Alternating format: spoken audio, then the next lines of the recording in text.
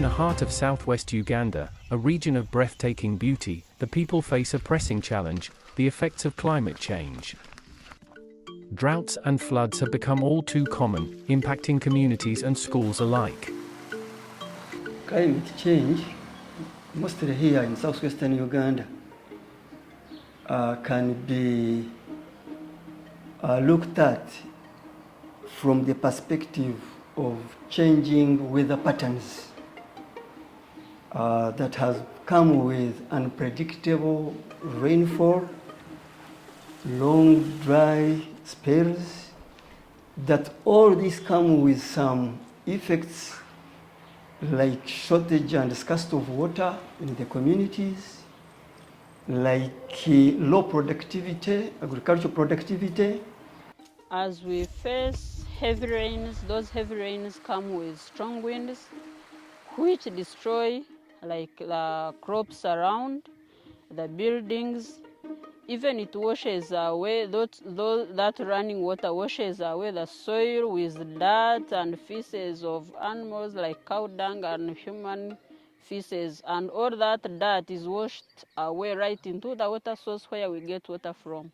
And it makes that water dirty, and it puts us at risk of catching diseases. Climate change has taken its toll.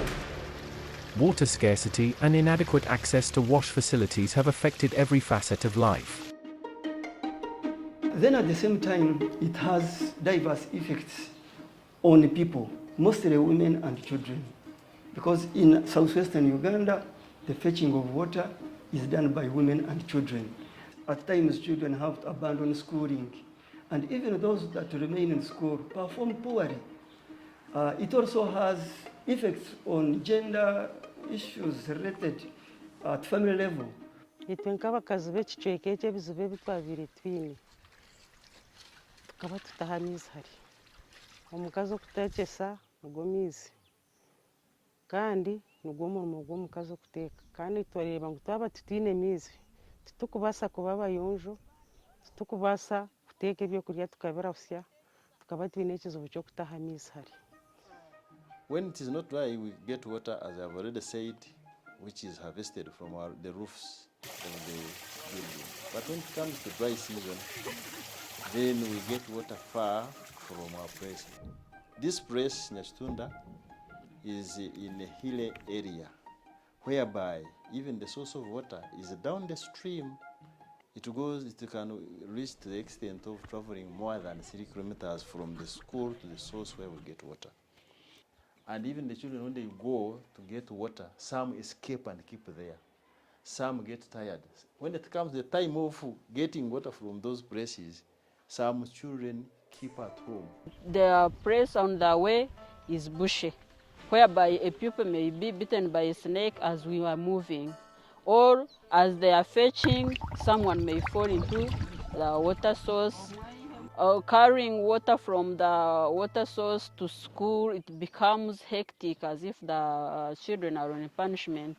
Even it consumes our time, our teaching time, as we have timetables. You find that some people's timetables or the other teachers' timetable on the lesson is affected. Empindahinduka y'obwire ebizibu ebi turi kugibuganamu katugeze nk'ato ombwire bw'enjura. Enjura keri kugwa amaizi gaba mabi ushanga gabe ekyondo. Ekindi n'emisiri ei tukuhinga omutunga gwija kugitwara ahakuba tutwire ahaiguru omu nsozi kandi tuhinga aha misozi. Hati nk'obwire obuhwire tubire twine omushana mwingi. Omushana gujwire amezi 4. Omushana kugujwire amezi 4 abaana twabura ebyokubariisa. Omwana naza iziba n'amaizi nigoma ati omushana kugukujwa tweyongerayo oshanga ntuzakisharira kilomita nkazingahi. Hakuba naharakisharira ahitukuza kwiha amaizi omushana gwagujwire. Omushana kugukujwa izibe tukutahaho ryoma. Okyehorezayo omwana yarigayo naba atatiza ishomero. But hope is on the horizon. In January 2023, Agency for Cooperation and Research in Development, Uganda, joined hands with Bread for the World, a German charity organization, to implement the Scaling Up Supporting Women Groups to Improve Resilience and Adaptation to the Effects of Climate Change project.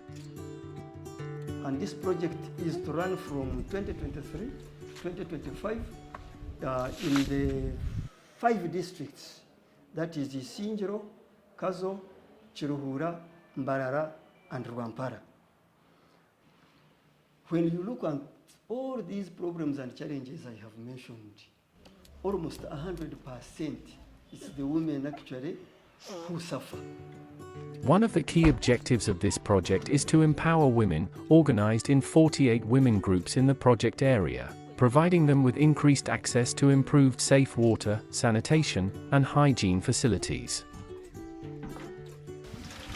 Most of the interventions that we work with, we put still women at the forefront because they're the ones that face the burden of collecting water from the water sources, collecting firewood, which are core chores at the home. Focusing on women actually was not by mistake or by accident.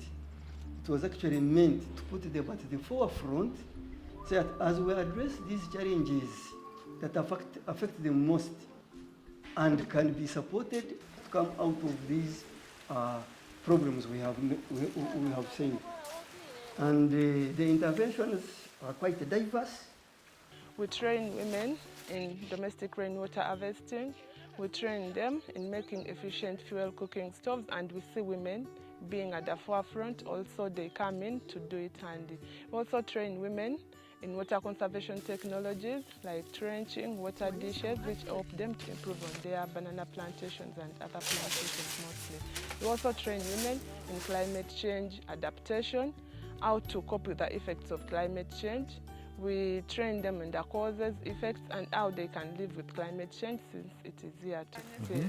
We have also encouraged, communities to start planting trees, and these trees are in 2 categories: the fruit trees in the compounds, and some other trees in the rangelands that can stop the soil erosion.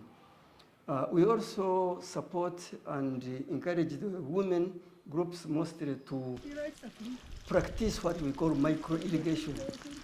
Nobwire bw'omushana nimba ninika emboga zikwiragura nimba zina kuba nimba nikora kino amaizi noreeba nigaba nigazaigyenda ati ngenda ninfurira. By the end of 2025, in our journey to discover the roots of resilience, we found that these communities possess valuable indigenous knowledge that can help them adapt to climate change. Amahega aga ningasiima ekyokubanza nigatekyesa enkunche kandi oteekamu enkunche oteekemu emirundi 2 oteeka hariya ogaruka oteeka. The communities are using innovative, low-cost technologies to combat the challenges posed by climate change. By December 2025, we hope to see a brighter future for Southwest Uganda. We have got a dream, which I can call a goal, and this is to do with increased water and sanitation and hygiene in the communities and in schools that we work with.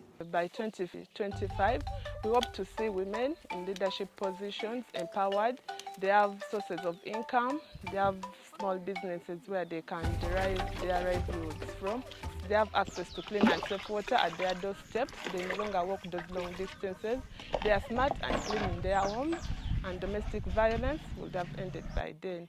We also anticipate to see reduced malnutrition because of the micro-irrigation tanks that we would have constructed, which would tremendously improve on the nutrition. Children at school performing well, improvement in their academic performance, because they will have water at the school and they also find water at home, meaning they will no longer walk that distance. That distance that they would have walked, they would save it to do their homework and also go to school.